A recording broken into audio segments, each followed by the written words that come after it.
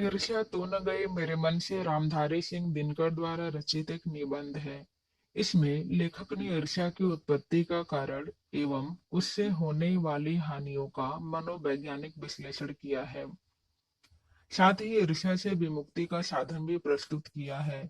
लेखक कहता है कि उसके घर के दाहिने तरफ एक वकील साहब रहते हैं, जिनके पास सभी सुख साधन है, परंतु वे फिर भी सुखी नहीं है। उनके अंदर कौन सी अग्नि जल रही है वह मैं जानता हूँ। उसका नाम ईर्ष्या है, क्योंकि उनके बराबर में रहने वाले बीमा एजेंट अधिक संपन्न है। उनके पास मोटर व अच्छी मासिक आय है। वकील साहब अपनी सुविधाओं का आनंद न उठाकर केवल बीमा एजेंट की सुविधाओं को प्राप्त करने की चिंता में जल रहे हैं। ईर्ष्या मनुष्य को यही विचित्र वरदान देती है, जिसमें मनुष्य बिना दुख के दुख भोगता है। जिस व्यक्ति के मन में ईर्ष्या वास करने लगती है, वह उन चीजों का आनंद नहीं ले पाता जो उसके पास होती है, वरन उन वस्तुओं के लिए दुख उठाता है जो दूसरे व्यक्तियों के पास होती है। वह अपनी तुलना निरंतर लोगों के दूसरों के साथ करता रहता है। ईर्ष्यालु व्यक्ति असंतोषी प्रवृत्ति के होते हैं। वे भगवान द्वारा दिए गए उपवन अर्थात सुख सुविधाओं को पाकर उसका धन्यवाद करने व आनंद लेने के विपरीत इस चिंता में मग्न रहते हैं कि मुझे बड़ा उपवन अधिक सुविधाएं क्यों प्राप्त नहीं हुआ। इसके लिए वह लगातार विचार करते हुए अपनी उन्नति के प्रयासों को छोड़कर दूसरों को हानि पहुंचाने के प्रयत्न करने लगता है। लेखक ने ईर्ष्या की बड़ी बेटी का नाम निंदा बताया है। ईर्ष्या के कारण ही व्यक्ति दूसरों की निंदा करता है, जिससे वह व्यक्ति दूसरों की नजरों में गिर जाए और स्वयं दूसरों की नजरों में श्रेष्ठ बन जाए। परंतु आज तक ऐसा हुआ नहीं। निंदा के कारण कोई भी व्यक्ति नजरों से नहीं गिरता, बल्कि उसे गिरने का कारण उसके गुणों का ह्रास है।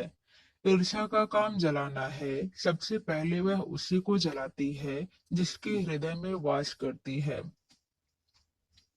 चिंता को चिता कहा जाता है, क्योंकि चिंता में मग्न व्यक्ति का जीवन खराब हो जाता है। परंतु ईर्ष्या तो चिंता से भी बुरी है, क्योंकि इसमें मनुष्य के मौलिक गुण समाप्त हो जाते हैं। ईर्ष्या किसी मनुष्य का चारित्रिक दोष होने के साथ साथ उसके जीवन आनंद में भी रुकावट डालती है। उसे जीवन का सुख नजर ही नहीं आता है। जो व्यक्ति अपने प्रतिद्वंदियों को भेद कर हंसता है वह राक्षस के समान होता है, और उससे प्राप्त आनंद भी राक्षसों का ही होता है। ईर्ष्या प्रतिद्वंदिता से संबंधित होती है। प्रतिद्वंदिता से मनुष्य का विकास होता है, किंतु अगर आप संसार का लाभ चाहते हैं तो रसेल के अनुसार आप स्पर्धा नेपोलियन से करेंगे। नेपोलियन भी सीजर से और सीजर भी हरकुलिस से स्पर्धा रखता था। अर्थात सभी प्रतिभाशाली व्यक्ति स्वयं से श्रेष्ठ लोगों से प्रतिस्पर्धा करते हैं।